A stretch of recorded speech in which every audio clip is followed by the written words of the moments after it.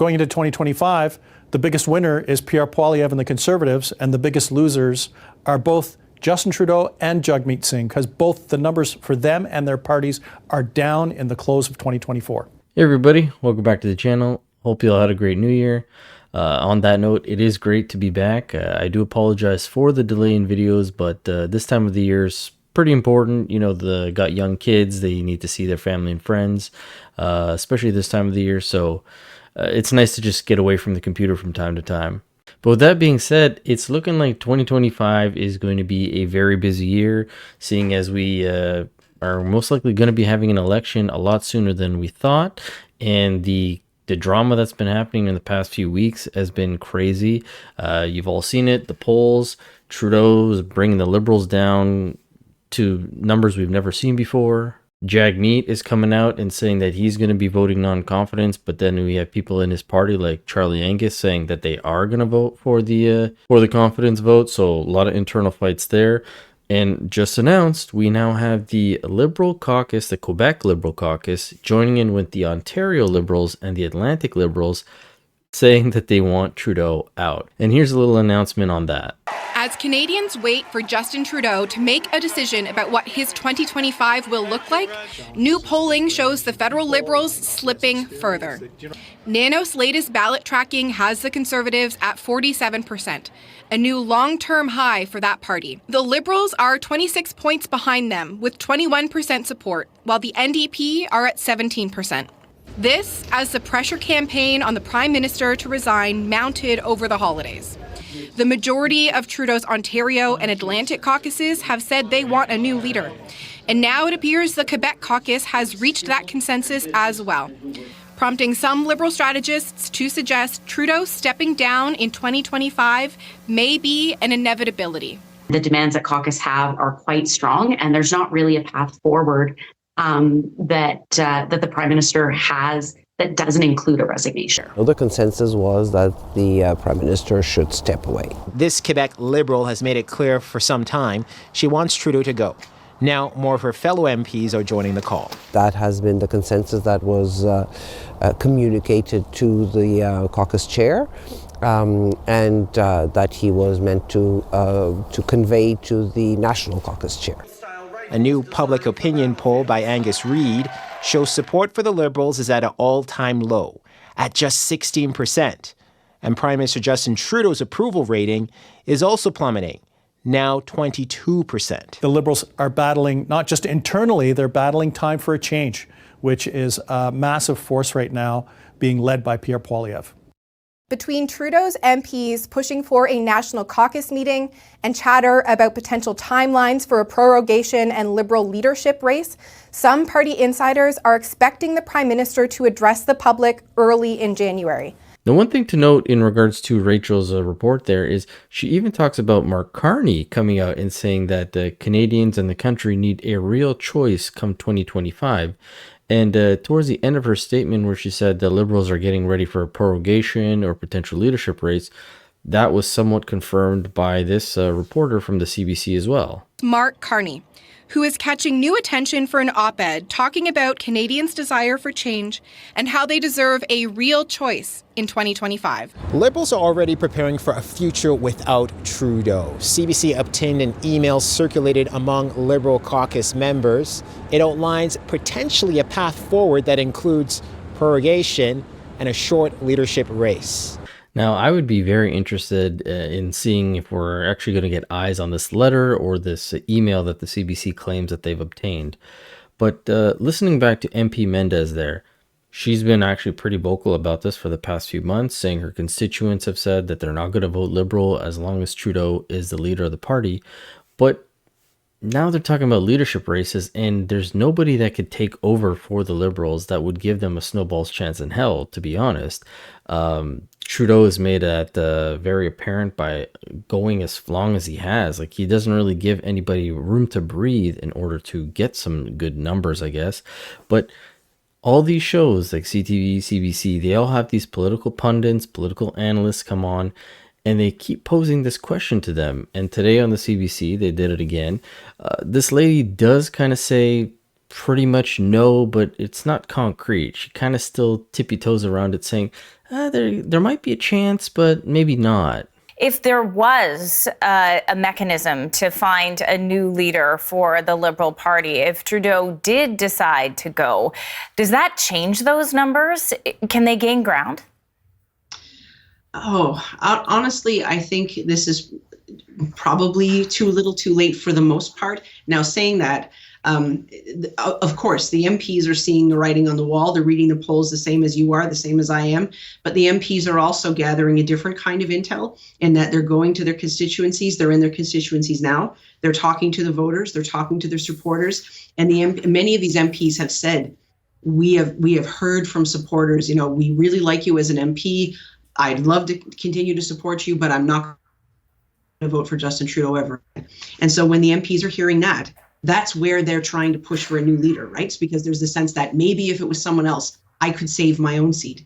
And I don't blame them at all. But I think in terms of would a different leader have a different effect in certain ridings? Certainly, possibly, possibly. We'd have to wait and see. But is it going to change the overall trends in terms of where the parties are in standings? Probably not, honestly. And now the runway is so short. It's hard to see how a new leader would even have enough time and enough opportunity to change the party. And Justin Trudeau has made this party his own. It's not going to be a sense of passing the torch.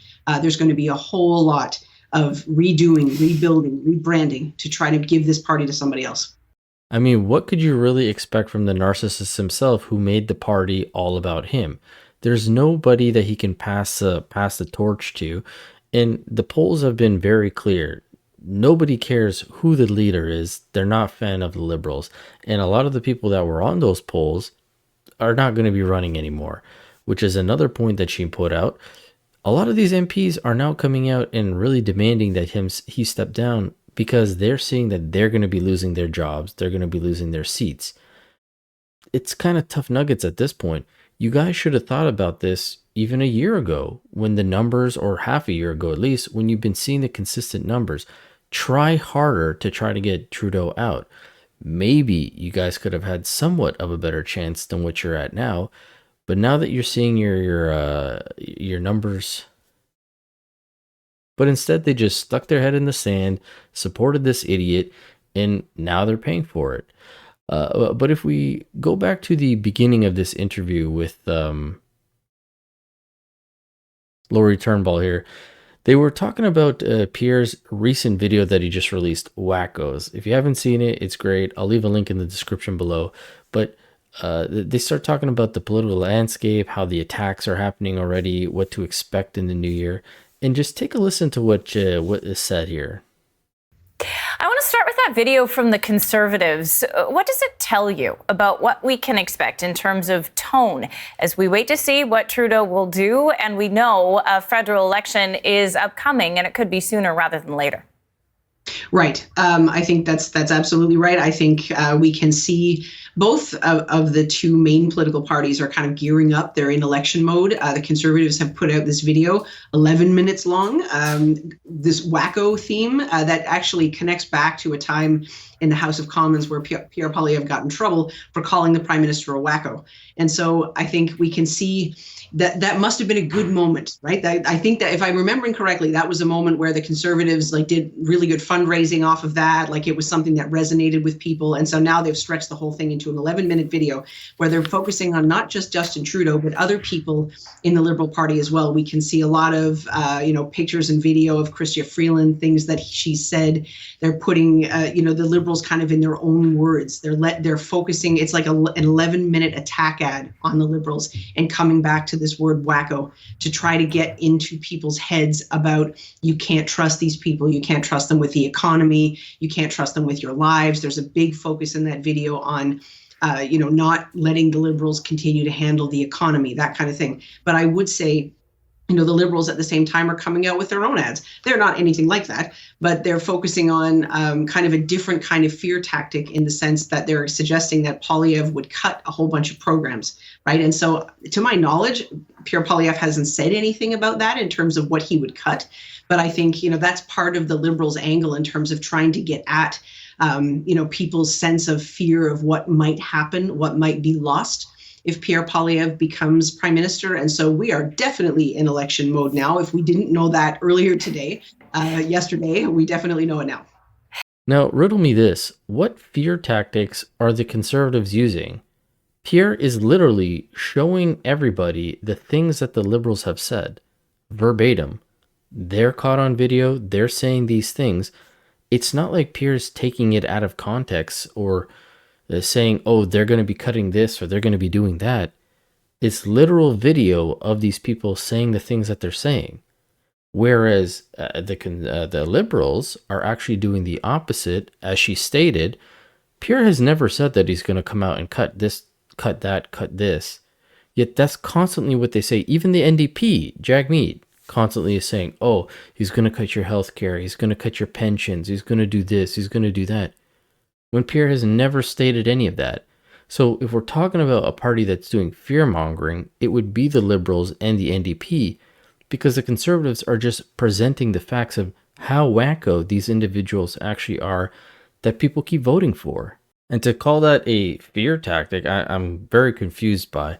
But on another note in regards to Jagmeet, there was a video released on True North by Rachel Parker just yesterday where she interviewed a Calgary businessman, I believe he's a Canadian billionaire, and Brett Wilson, who has come out and said that he will pay, or he's offered to pay Jagmeet's $2.2 million pension if Jagmeet will agree to call an early election as soon as possible. I believe he's only given him till January 15th to accept this offer, but this is him talking about it with Rachel. About his plan to privately fund NDP leader Jagmeet Singh's pension in hope that he will trigger an early election. So, Brett, I want to start off. I saw a report from CBC News this week that said that Jagmeet Singh would be eligible to claim $66,000 a year annually, beginning at the age of 65. How much are you actually willing to fund for him to help pay for his pension if he agrees to trigger an early election? Well, let's go back to big picture. One of the greatest investments I could ever make in this country is making sure that we move to an election quickly. And the only impediment to an election quickly is Jagmeet Singh. He says he doesn't trust Trudeau, but he refuses to act on his own words. So I started out with a bit of a smart-ass comment on Twitter saying that I would fund his accelerated pension plan. And whatever that is, I've seen numbers, 2+ million. And let me tell you, as much as I could afford to do that myself for the right reasons, again, investing in Canada, I've had a dozen different people reach out and say, can I participate in your program? And one of my friends said, I might even make money giving a pension to Jagmeet. There's that many people interested in seeing him gone. Now, whether this is legal, don't know. Is it ethical? I think so. I don't know how the government works, nor do I care. The real point is to drive home, Jagmeet, you're done. You've said to Jagmeet Singh that you'll privately fund his pension if he agrees to trigger an election in the early months of 2025. When specifically does this offer expire?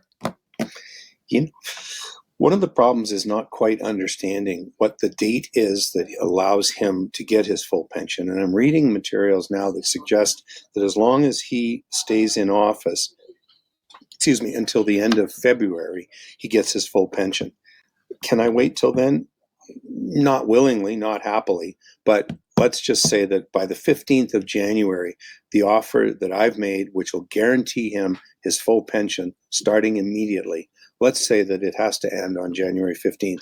We need time to call an election. We need time to have that election. We need time to change governments. And so the sooner it is, the better. And so as much as it seems silly that one individual would put up $2.5 million, if I'm going to invest in Canada, one of the greatest things, to be blunt, if we could change governments, I'd make more in a year than giving up that $2.5 million because of the investments, because of the opportunity. And again, whether you like Trump or hate him, a lot of people don't like Trump the man. I honor Trump the leader. And what he's forcing Canada to do right now is good for Canada. Ultimately, we will be better off as we can ship fossil fuels to the world, ship fossil fuels to the US, all of that. It seems irrelevant, but Trudeau's not the guy to do those negotiations. Certainly Jagmeet's not. So the quicker we get rid of Jagmeet, the quicker we can get on to a proper relationship with the rest of the world. Now, there's absolutely no way that Jagmeet would accept this offer because it would just further bolster the claims that he's only been doing this for his pension.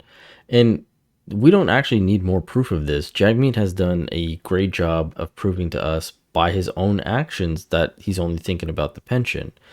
But it doesn't really sit well with me, and from the comments that I've seen on her video, a lot of Canadians as well, knowing that regardless of what happens, Jagmeet would still get his pension. The guy has enough money that he doesn't need this pension, but the fact that he would have put us in this position where the Liberals stayed in power for this long and then he still got his pension, or he now calls an early election and accepts this offer and gets his pension, it's a win-win for Jagmeet. So a lot of people don't agree with this. I get his sentiment. Maybe if this offer had been presented much earlier, like halfway through this year or last year, or maybe in the beginning of 2024, that would have been a better move. But at this point, it doesn't make sense for Jagmeet to accept it because he's so close to his pension already. Now, one thing I do want to point out, what Brett was talking about, was this whole energy situation in regards to trades with the US, how Trudeau is clearly not the representative or Jagmeet that we need to bolster Canada in a proper position. And this is very relevant, even though Brett said this might not be relevant. It's very relevant because just today was announced that Ukraine shut off the Russian oil to a few other places in Europe. We actually could potentially be helping these places if Trudeau had stepped out of the way in terms of our LNG. But this is that report on what's happening in the Ukraine-Russia situation. Now, much of Europe has already cut Russian gas supplies. So what kind of impact will this move have? It affects a few countries, Hungary, Slovakia, Italy, Austria. They were still dependent on gas on this pipeline, not exclusively. Plus, they also knew this was coming, and they have built up supplies. So this is not going to be a dramatic impact right now, but it means they are still scrambling around for alternative sources. The alternative sources are more expensive. And that's really the bottom line story. So the Americans are pouring in liquid gas.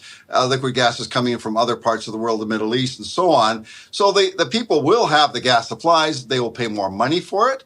And Europe as a whole will be put at a bit of a disadvantage when competing against the United States, China, and other markets that are using cheaper gas. So that's really the economic impact here.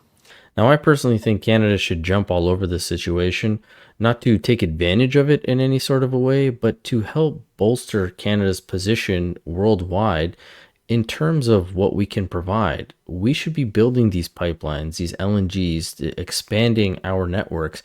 We have the resources here. The US is clearly taking advantage of it, doing it themselves, as well as taking fuel and resources from us. So why not spread it out? Why not see if Canada can be in a better position? And this is why we need an election sooner rather than later.